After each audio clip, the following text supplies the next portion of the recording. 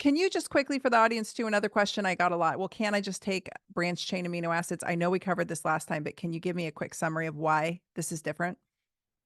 Yeah, so branched chain amino acids. If you're listening to this conversation, you're like, okay, what you hear is amino acids. You may potentially go out into the market and start looking at different types of products, and you'll see just one amino acid on its own. You'll see branched chain amino acids. You'll see essential amino acids. What's important to know, and I'll get to this question of branched chain amino acids, is that for everything that I'm talking about and this whole International Society of Sports Nutrition paper and all these things, this is all based on the idea of consuming all 9 essential amino acids and in ratios that are pretty specific. And I can go more into what those ratios are. But first of all, you want to look at a product, you want to make sure it has all 9. If you look at BCAAs, what you'll find is it's only 3 of the 9, and they are the branched chain amino acids. And the reason why companies may sell just those 3 is because 30, 40 years ago, when we first started researching amino acid and protein nutrition as more as a really as a dietary supplement, what we uncovered was that these 3 branched chain amino acids are, I would say, the 3 most important in the role of stimulating protein synthesis. So as I said earlier, it's like you have to have all 9. Like you don't need all 20, you really just need the 9. Mhm. At that point, they thought maybe you just need the 3. And what we've uncovered over time is like, no, if you just have the 3, it actually doesn't work.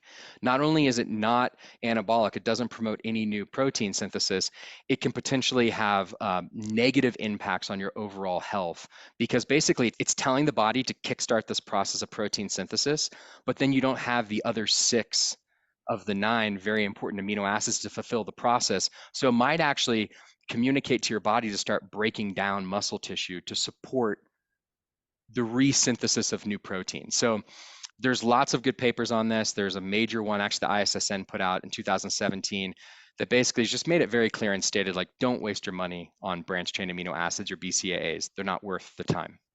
Yeah, I mean, that's huge what you just said, because if you throw systems out of whack like that, you really can have repercussions. And that's a great point you make that if you're just pounding the 3 and not the other 6, you could get in trouble. What about the rest of them? So there's the other amino acids out there that are not essential. Is it critical that we are we getting those in our foods? Are we getting them in supplementation? Are we focusing just on the 9? Can you talk to me a little bit more about that? That's another question I've gotten. That's a great question. And I think this goes to the heart of why you should absolutely be eating a whole food diet. What I would say is that what I would advise people to consider is how do I maximize my health potential through the best combination of whole foods? And this is my perspective of my reading of the science. It's a pretty protein focused diet that Mhm. then kind of makes carbohydrate and fat intake secondary to that. And within that carbohydrate and fat intake, it's like, well, what are the best types of like carbs and fat that I can get?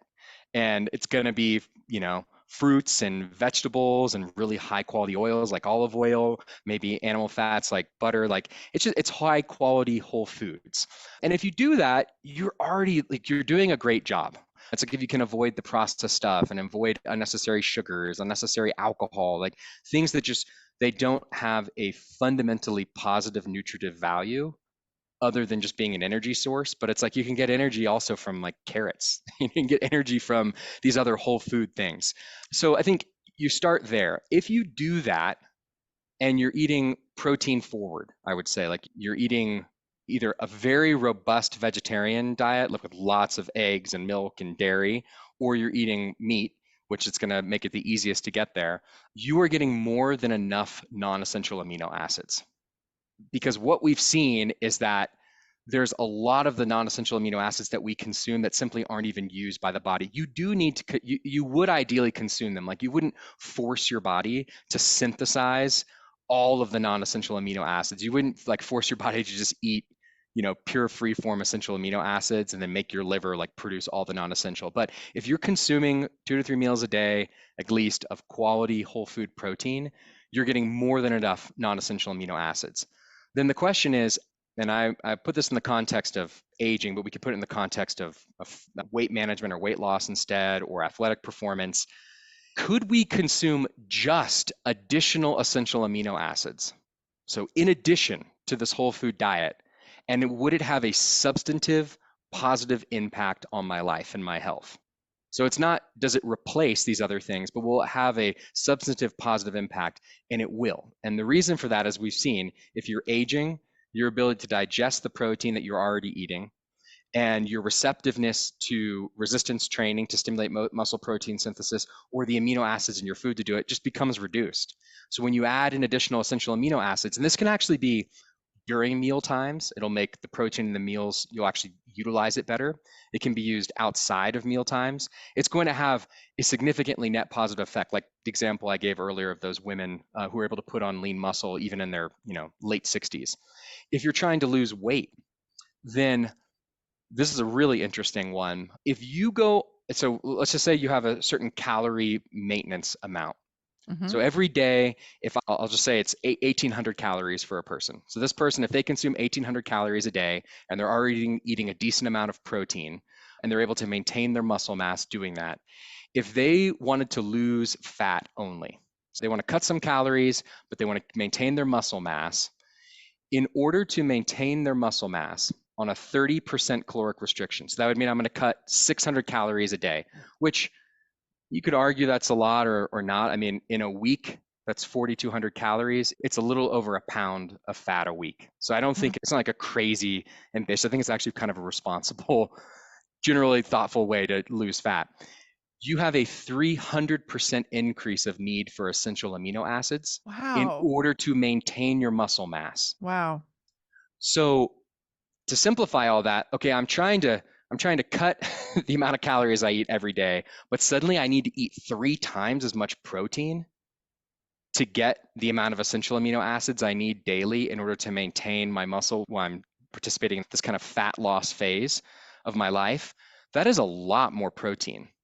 Whereas if instead you simply took a few scoops of an essential amino acid supplement per day, because it is so much more effective at stimulating the muscle protein synthesis, it's 100% the essential amino acids. So it's not like only half what you're getting from eggs or dairy, any of those things, less than half of it is essential amino acids.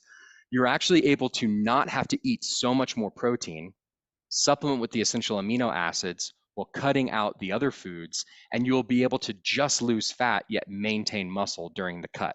So that's another example of like, is it protein or is it essential amino acids? I think the idea is more about base your diet on protein. And then if you're in one of these three cases, you're aging, you're trying to lose fat and maintain muscle, or you really want to improve your athletic performance, which we can get into separately, then you would consider supplementing with the essential amino acids on a daily basis. Well, I think that most people who are aging would fit in the other two categories if they're like me, I mean, I think always. someone listening to your type of podcast, right? I mean, you're not just aging and trying to like hold on, you're trying to thrive. You want to be a badass when you're 60, 70. You want to be able to do adventures and participate in life and stay active. And yeah, so then the benefits start to stack even more. The reason why you Absolutely. might consider this. And it's really hard to get in all that protein, especially as folks age. Like you said, they decrease their ability to simply digest it. I mean, your stomach lining starts to atrophy, especially if folks are sort of in that frail metabolic syndrome downward spiral. They really lose the ability to even process the protein they are eating. A lot of times, folks start having dentition issues, and it's the beginning of the end for older folks.